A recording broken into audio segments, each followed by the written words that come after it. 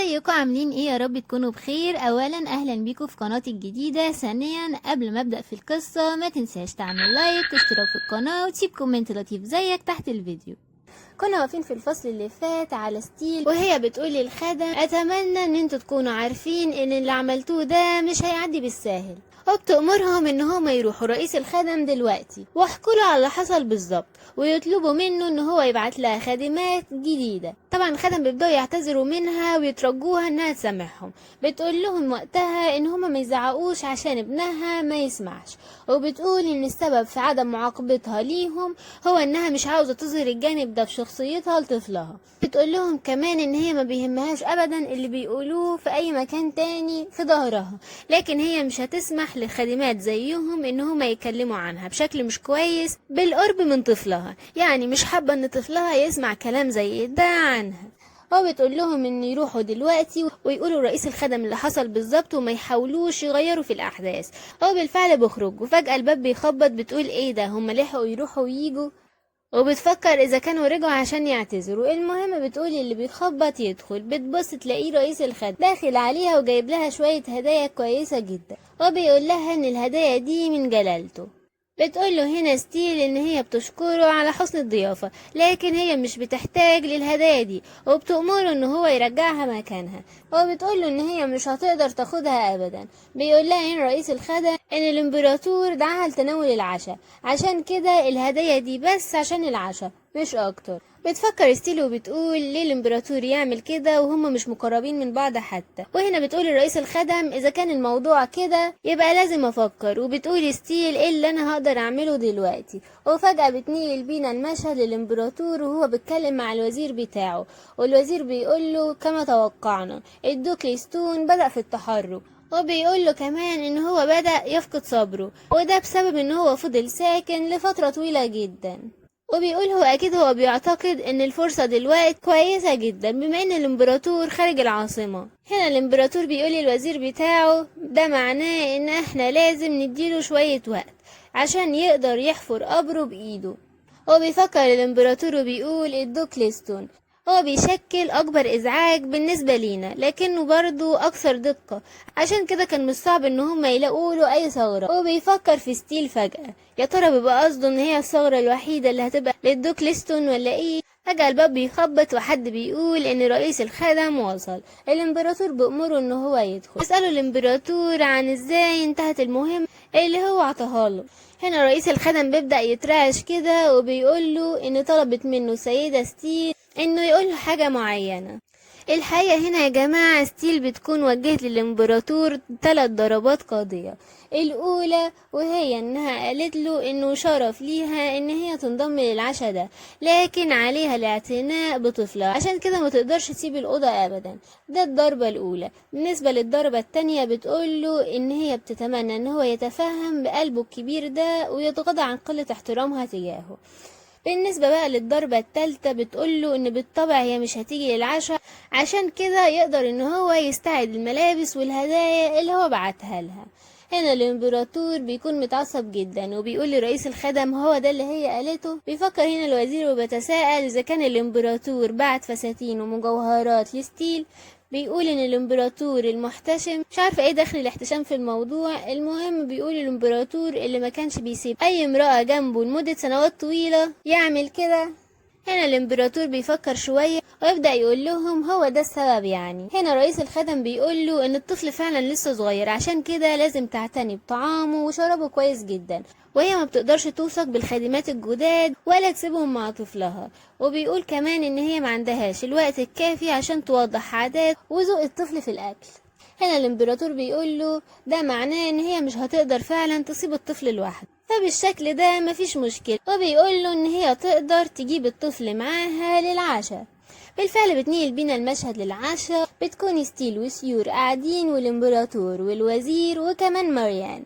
بيكون سيور ماسك الدبدوب بتاعه اللي اسمه ليفن. بتقول له هنا ستيل ان هو يسيبه في جنبه ويتناول الطعام بتاعه. هو بيكون تفكير ستيل ان هي ما تقدرش ترفض عرض الامبراطور مرتين، عشان كده كان لازم ولابد انها تيجي. لكن هي لحد دلوقتي مش فاهمة ايه اللي بيفكر فيه الامبراطور. هنا ماريان بتقول لحم الغزال كويس جدا، وبتقول كمان ان هو فكرها بمسابقة الصيد اللي كانت من سنتين. الوزير بيقول لها اذا كان ده فعلا قبل سنتين فده معناه لما وقع عليك الاختيار عشان تكوني ملكة الخريف، وبيقول لها ان كانت دي افضل مسابقة صيد في التاريخ كله. بيقرب هنا سيور من امه وبيقول لها عمتي، يعني ايه ملكة الخريف؟ بتقول له ستيل ان في كل خريف بتقام بالعاصمة مسابقة للصيد، وفي النهاية سيدة غير متزوجة بيقع عليها الاختيار عشان تكون ملكة الخريف. هنا ماريان بتقول لها ابن اخيكي ما يعرفش اي حاجة عن مسابقة الصيد. بتقول لها ستيل ان احنا ما عندناش الانواع دي من الاحداث في الشرق، عشان كده طبيعي انه ما يكونش عارف عنها حاجة. بتقول ماريان ان هي ما بتصدقش ان في شخص ممكن يكبر من غير ما يحضر مهرجان واحد حتى، وان ده امر غريب جدا. هنا الوزير بيقول ان السيدة ستيل حضرت مسابقات صيد كتيرة اكتر منه كمان، وبسألها اذا كانت حابة تحكي لهم عنها.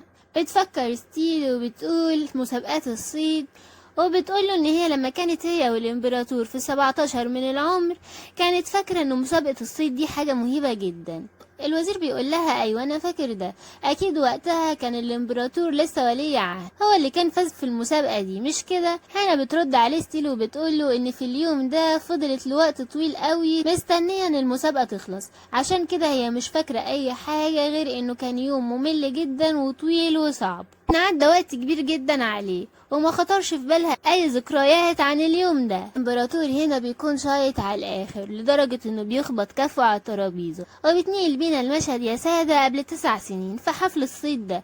بتكون فعلا ستيل قاعدة وزهقانة جدا من الحدث، لكن بيكون كل تفكيرها ان هي مستنية كايزن ان هو يجي، وبتتمنى ان هو يرجع بسرعة بقى، وبتفتكر لما قال ان هو هيصطاد الطريدة الافضل. بالفعل كايزن وقتها كان بيحاول يصطاد فريسة في الغابة، بيصطاد حيوان عادي كده. الخدم بتوعه بيقولوله ان ده صيد عظيم جدا، لكن هو ما بيكونش مقتنع وبيقول لهم ان ده مش كفاية ابدا وهم هيدوروا على حاجات تانية. بالفعل بيلاقي فراء ذهبي فاتح، بيقرر ان هو يصطاده، وبالفعل بيمسك سهمه وبيحاول يصيبه.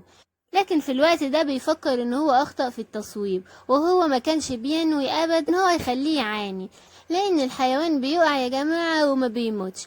بيقرب منه كايزن وبيقوله انه يهدى وانها تنتهي معاناته قريب جدا، وبيطلع سكينة وبيخلص عليه. في الوقت ده بيجي شخص وبيكون عاوز ياخد الفريسة، وبيفكر ان هو اللي اصطادها. في الحقيقة الشخص ده بيكون الدوكلي ستون ابو ستيل يعني. لما بيكتشف ان الامبراطور هو اللي صايده بيقوله ان هو اتصرف بكل احترام، وانه ما كانش يعرف ان ولي العهد هو اللي مصطادها.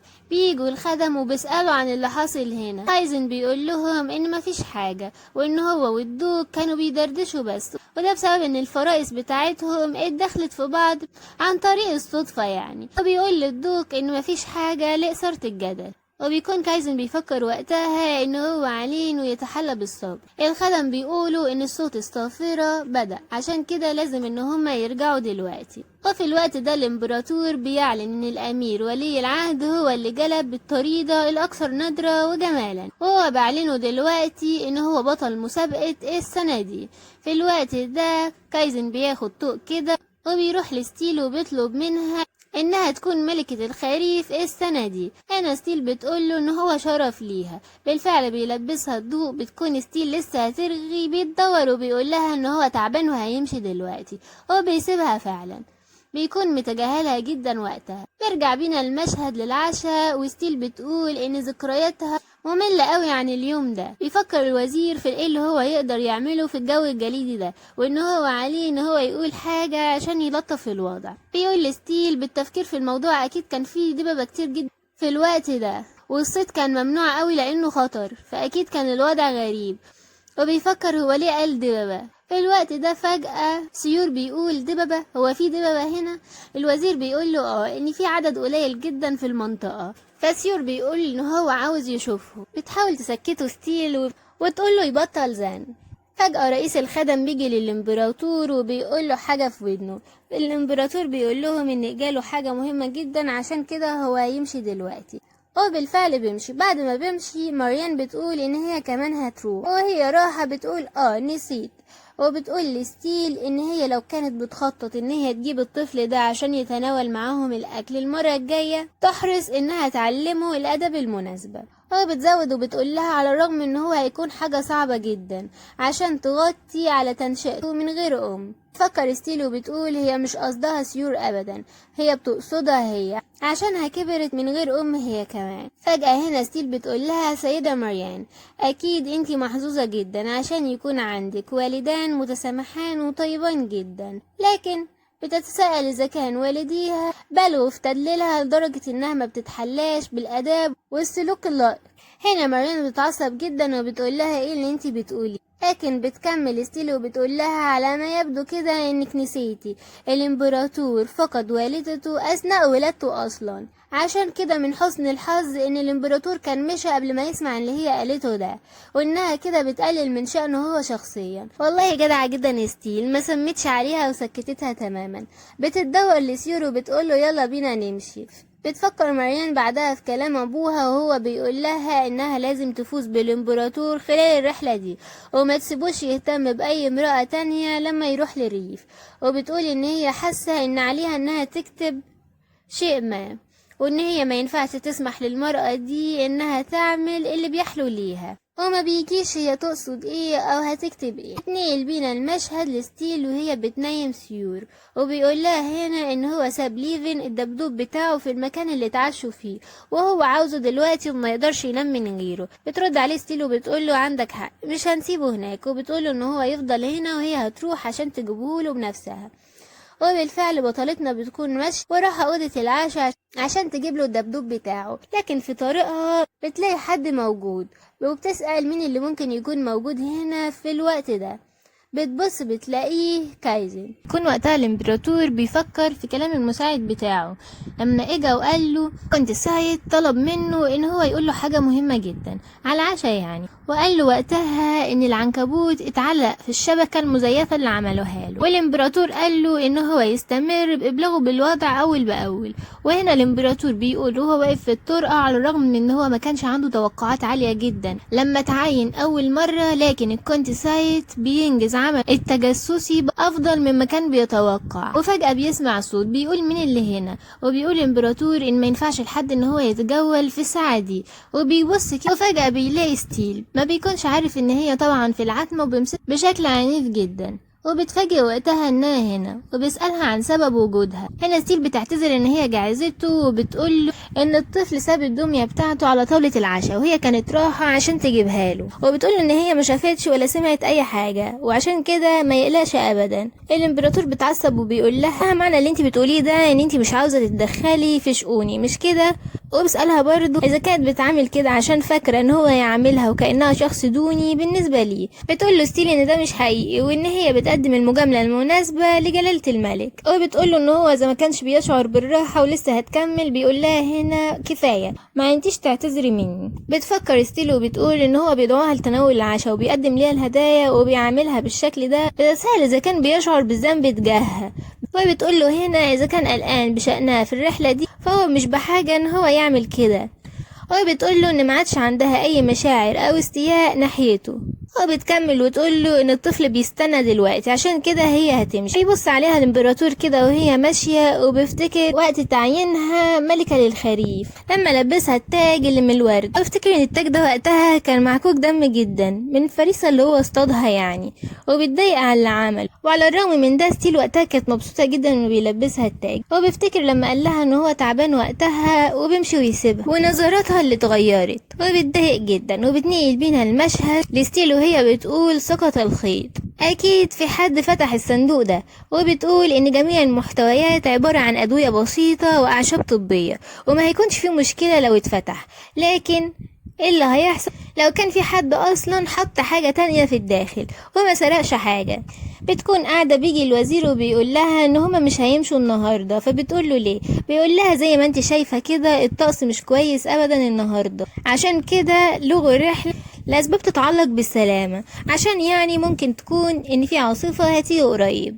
بتفكر ستيلي وبتقول ان هي خططت انها تفضل هنا اليوم واحد بس، عشان كده هي دلوقتي في ورطة، وان هي لو قابلت جدها في اي لحظة دلوقتي هيحصل مشكلة كبيرة جدا. وبتسأل الوزير اذا كانت تقدر تكتب رسالة لجدها في قلعة دانش ولا لا، وبتقول ان هو اكيد قلقان جدا عليهم. بيقول لها اكيد، وبالفعل بطلتنا بتكتب له رساله وبتسلمها الوزير عشان يعطيها له. لكن هنا الوزير بيفاجئها وبيقول لها انا عارف انها وقاحه كبيره جدا، لكن بيسالها اذا ممكن يقرا محتويات الرساله، وبيقول لها ان عادة في الجولات الملكية زي دي لازم ان هو يتحقق من جميع الرسائل اللي بتتبعت لاسباب امنية يعني. بيبص على وشها وبيقول على ما يبدو كده انها ما صدقتش وشايفة ان انا بكذب، على الرغم من ان انا قدمت عذر منطقي جدا.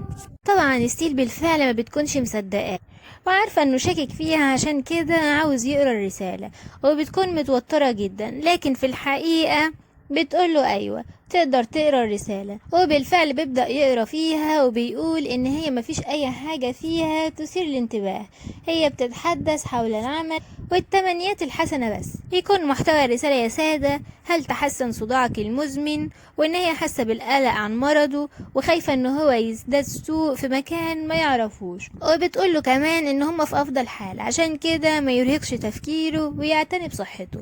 هنا الوزير بيسألها اذا كان المركز بخير ولا لا، بتقوله ستيل ان هو ما بيحسش بحالة جيدة طول الوقت، وان ده على الارجح بسبب سنه. بيحط الرسالة في الجواب وبيقول لها ان هو اتحقق منها وهيسلم الرسالة على الفور وان مفيش فيها اي مشكلة. بتقوله ايوه اتمنى ده يحصل. وبيكون كل تفكير ستيل ان الرسالة بتبدو عادية جدا لما اي حد تاني يقرأها، لكنها اتكتبت بطريقة مهمة جدا، ومع كده جدها مختلف جدا عن الناس الباقية، وانه لو قرأها يفهم معنى الرسالة بالظبط. وبتقول ان لحد ما يجي وقت ما يرجعوا هما التلاتة عيلة مجددا لازم ما يكونش فيه اي ثغرات. وبتقول دلوقتي بقى في مشكلة لازم ان انا احلها، وبتطلع تجري.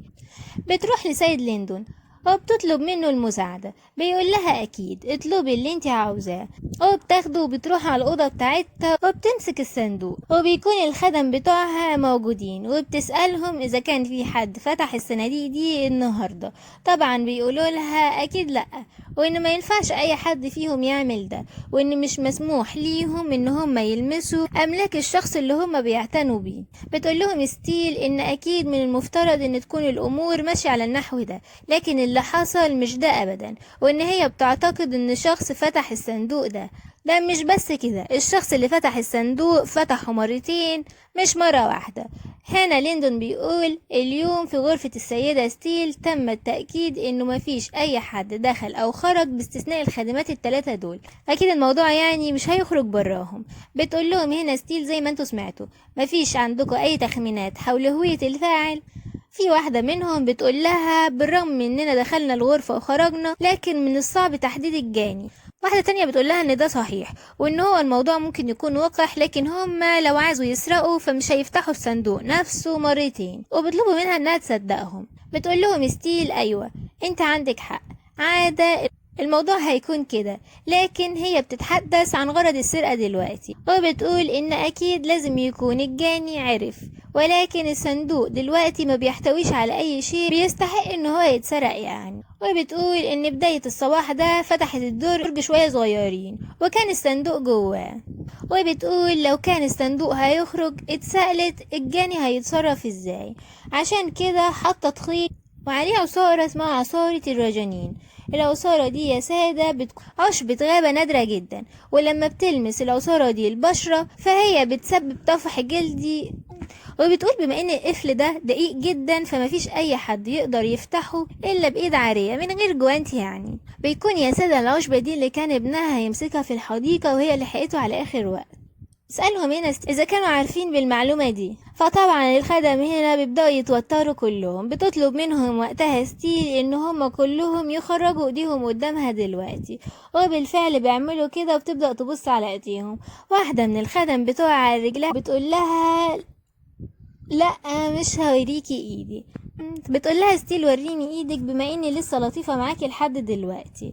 بالفعل الخادمة بتوريها ايدها وبتبدأ تعيط وتقول لها اسفة سيدتي. بيكون يا جماعة فعلا ايدها فيها طفح جلدي شديد جدا. بتقول لها ستيل مين اللي طلب منك تعملي ده، وبتقول لها انها ممكن تكون على دراية بالفعل بما انها فتحته ان هو بيحتوي على حاجات طبية بس، عشان كده الحظ محلفكيش، وان الموضوع مش هيتبص على انه مجرد سرقة بسيطة، ولكن ممكن يتبص ليه كمان على انه محاولة تسمم.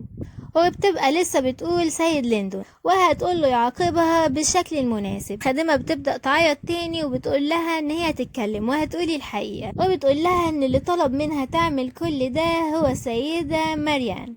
طبعا هنا ليندون وستيل والخادمات بيروحوا للإمبراطور وبيطلبوا وجود ماريان. ماريان هنا بتقول ان الكلام ده كله غير منطقي. بيقول ليندون ان ظهرت ادلة على ان الخادمة المذنبة تلقت اموال كبيرة جدا من السيدة ماريان. ده مش بس كده، اعترفت الخادمة بتاعت السيدة ماريان انها سلمت الخادمة التانية الفلوس. بتقول هنا ماريان ان الكلام ده كله كذب وانه ما ينفعش ان هم يصدقوا كلمات خادمة. وبتشاور على ستيل وبتقول انها متأكدة انها اكيد رشت الخادمات دول عشان يوقعوا بيها. بتبصلها ستيل وبتسألها ايه السبب اللي يخليها تعمل حاجة زي كده. الامبراطور بيكون قاعد ومصدوم جدا هو والوزير. بتبصلها هنا ماريان وبتقول لها طيب قوليلي دلوقتي انت ليه بتحتفظي بصندوق مشبوه، وبتقع بلسانها وبتقول ان كان كل ده بسبب سلامة جلالة الامبراطور. وبتقول الامبراطور ان المرأة اللي بتحاول الاقتراب منك دي عندها صندوق مليء بالاعشاب والقوارير والحاجات الطبية، وبتقولي ان اكيد عندها مؤامرة كبيرة جدا. هنا الامبراطور بيفاجئها وبيقول لها معنى كلامك ده ان انتي فعلا بحثتي جوه الصندوق، وده شيء غريب جدا. وبيقول لها من امتى اصبحت مسؤولية سلامة قلعتي تقع على الاميرة ماريان. بتقول له هنا ماريان ان هي كانت قلقانة فحسب. فعلا الحراس بيبدأوا يقولوا ان الموضوع مريب بعض الشيء، وان الصيادلة مش حاجة شائعة في الامبراطورية، فايه السبب اللي يخليها بتحتوي على اعشاب طبية كبيرة جدا؟ وده فعلا ممكن يكون شيء خطير وممكن تكون بتخطط لحاجة. ويبدأ الكل يبص لستيل بنظرة شك. يا ترى الامبراطور هيشك في ستيل ولا ستيل هيكون عندها تبريرات منطقية؟ ده اللي هنعرفه من خلال الفصل الجاي. ما تنسوش تعملوا لايك واشتراك في القناة وتسيبوا كومنت لطيف زيكم تحت الفيديو عشان ده بيفرق جدا جدا.